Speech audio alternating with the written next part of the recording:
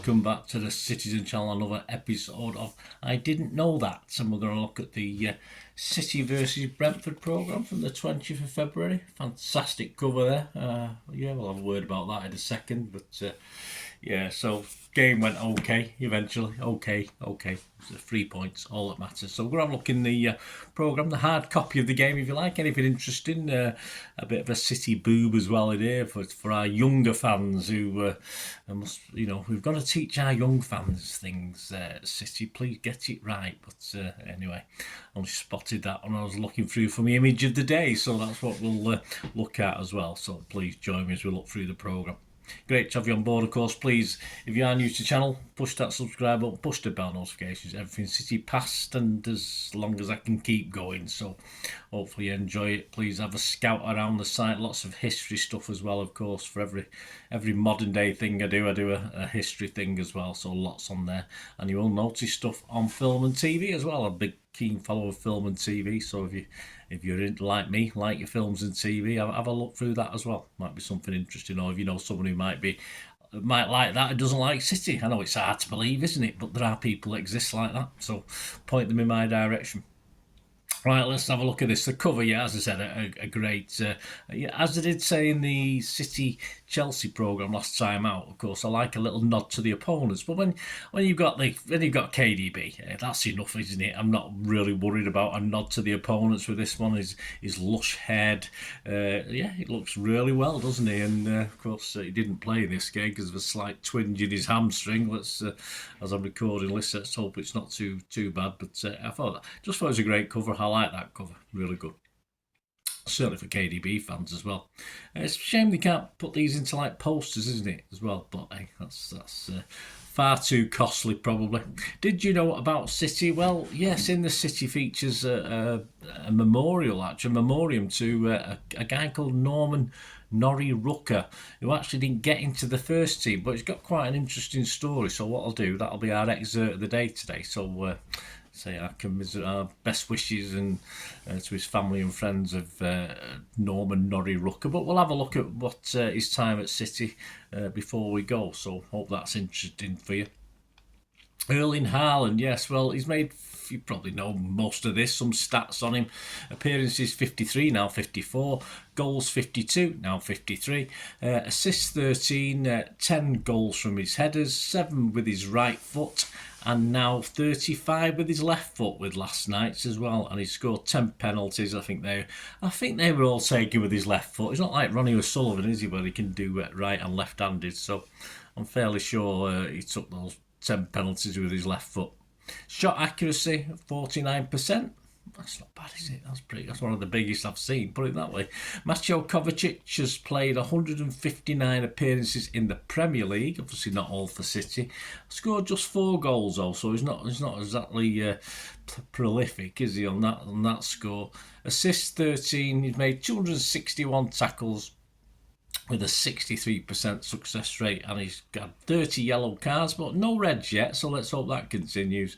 Tony Vaughan, he chose the 1-0 City win as his main game, of course, in the Division 2 semi-final second leg. I was there that night. That was an interesting game in 1999, of course, that took us to Wembley. On Main Road, he simply said, when you were walking down the tunnel and coming out, you could hear the roar going around. It was deafening. I won't go that far, mate. It was loud sometimes. The atmosphere, everything about it, it was a special ground, it was. Yes, I agree with Tony on that one. And yes, of course, Main Road is sadly missed, but we move on, don't we? Rico Lewis, well, Rico is unbeaten in his Thai boxing career. Yes, he before joining City, I don't think he's allowed to do it now probably, but he had 30 fights as a youngster and was unbeaten. His dad's obviously runs a Thai boxing club. And his granddad is a keen, it was a bassist and went on tour with Oasis. So and that made Rico a keen guitarist himself. So there you go. Gary James looked back at season 21-22, so not too long to think back. Debuts that season, just 3. A guy called Scott Carson, Mr. Chuckles, I think I call him. Jack Grealish and Julian Alvarez all made the debuts in season 21-22. Marc McCarthy continues the theme of season 21-22 by looking at the 3rd season of Puma, of course. The home shirt, of course, throughout this shirt had the repeated graphic of the 93-20 clock as homage to that. The white away kit, which is one of my favourites, I'd say of all time, not just recent times, featured white droplets inspired by the club's global clean water initiative. And the 3rd, well, definitely a Marmite. You either loved it or you hated it. I quite loved it. That's... no actual club badge on it, of course, that famous blue one, though the badge was blended into the fabric, so it was there, just not obvious, and of course definitely not traditional in that way. What about Brentford? I say we don't adapt or put over much of our column inches to our opponents these days in the programme, but their all-time top scorer was a guy called Jim Powers with 183 goals. Top appearance maker was a guy called Ken Coote. I have heard of him somewhere. 559 goals. A little bit on Vitaly Janelt. He played for the under-15s right through to the under-21s for Germany, but he's not managed to get a full cap yet. Appearances in the Premier League is 89. He scored 7 goals, 3 assists, 153 tackles, and he's got a 53% tackle success rate. So well done, Mr. Janelt. And the quiz question, answer before we go after the excerpt I read out. Of course, Brentford's oldest ever debutant, I think it's question 6, I think it was, or 5 anyway, you'll be up there. Brentford's oldest ever debutant was 39 years and 4 months. Yes, very old, but it was a keeper, so that's probably all right. I think played till the 40s, can't he, keepers? But he also had a loan spell at City back in 2002, so test your brain on that one. I had no idea. As soon as I saw the answer, I thought, oh yeah, I remember him, sort of. But so Brentford's oldest ever debutant was 39 years, 4 months, but he was a keeper who actually had a loan spell with City back in 2002. So who's that? I'll give you the answer before we go. Image of the day, yes, just sadly this is the boo-boo by City. Of course we've got to teach, there's a special feature of course with the treble where City have been highlighting famous number 3s to play for the team, and obviously they've highlighted a certain Kevin Bond in this one in the City Kids section. There's a great picture there linked to Kevin Bond, but of course Kevin Bond only played number 3 occasionally. He was more a number 4 and number 5s, but they might be running out of them. I doubt it. I think we've had a few number 3s over the years, haven't we, to fill up a season's programmes, but anyway, they put Kevin Bond. But if you look at the picture, yeah, I mean, I might be my old age, but I'm fairly sure a couple of guys have agreed that that's Kevin Reeves, that's not Kevin Bond in the picture. So if you're going to teach the kids history, get it right, City, but it does happen quite a lot. This I don't think any of us go through the programme with a fine-tooth comb, but these errors are obvious when you're looking for something, so there must be quite a few every issue if you think about it. But please get it right, lads. But yes, so no picture of Kevin Bond there, but yes, he did play number 3 occasionally, but again,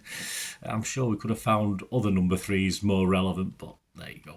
Excerpt of the day, back to the excerpt of the day. Just a quick read out about this lad who never got a chance to play for the first team, unfortunately. So we'll have a look at this. It's in the City section. There'll be an image up there on the screen. R.I.P. Norrie Rucker has said all our best wishes to his family and friends, of course. The article says, everyone at City was saddened to hear about the passing of former player Norrie Rucker at the age of 87. You say it was a good innings, didn't we, in the old days? Probably still say it now. Nicknamed the Kippax Kid. There you go. He grew up one of 7 siblings in a terraced house on Kippax Street next to Main Road. Told you it'd be interesting. After representing Manchester boys, Norrie signed for City in 1954, and he believed he played at our former home in an official and unofficial capacity more than anyone else, sneaking onto the pitch after everyone else had gone home. I'd do the same. He was selected for the England under-18s, where he played alongside Bobby Charlton, Wilf McGuinness and former City player Colin Barlow, and also played with and against many of the Busby Babes. At the 1954 Youth World Cup in West Germany, he was England's top scorer and looked set for a promising career. But unfortunately, yes, I know where he's coming from, short-sightedness and the contact lenses at the time played a major part in him not making it to the first team. Yeah, I got my first pair of contact lenses in the late 70s. They were like glass then, and it says in this article, his contact lenses were like bottle tops, and sweat would drop into his eyes, making life very difficult to see clearly, especially under the lights. Norrie was a lifelong City fan and a regular at Main Road at the Etihad, and remained friends with many of his former teammates, including Bert Troutman. He became a carer for his beloved wife Lillian after his career ended, and in later life he developed a symptom known as frontotemporal dementia and Lewy body dementia. Norrie is survived by his wife Lillian, 2 daughters, Linda and Diane, and 3 grandchildren, Jenna, Paige and Tom. Everyone at City would like to send their thoughts and best wishes to his family and friends, and so say all of us. There you go, guys. I can't do a piece on Norman Rucker. He didn't start a game, so there's not a lot out there, so I'd love to have done a little vlog, a little memorial to him, but that's my little tribute to him anyway. And I'd say my best wishes go, as I'm sure all City fans, to his family and friends. But a nice little story, even though, of course, he never got to play for the first team. Right, back to the quiz answer. Quiz question. Yes, it was question 5. I've got it written down here. Yes, Brentford's oldest ever debuted at 39 years and 4 months. Yes, he was a striker. No, it wasn't. He was a keeper. But he had a loan spell at City in 2002. Did you think who it was? Well, how about Simon Royce? There you go, Simon Royce. Yep, I'd forgot about that, but I do remember the name. Perhaps we'll do a thing on him one day. A loanees special. Do a little series on that. I've got too many going. I'm to stop thinking up silly ideas for specials, Bernard. You got enough as it is. Anyway, hope you enjoyed this. I didn't know that. City versus Brentford from the 20th of February 2024, and please, all your comments are very, very welcome. And if it's to do with City or anything to do with this programme, it'd be great to hear from you. There's a couple of you out there who are regular watchers of this and commenters, so it'd be great to hear from you again. Thanks for watching. Till we meet again. Only that's one thing, don't have, please. Stay safe, Blues. Come on, City. Bye for now.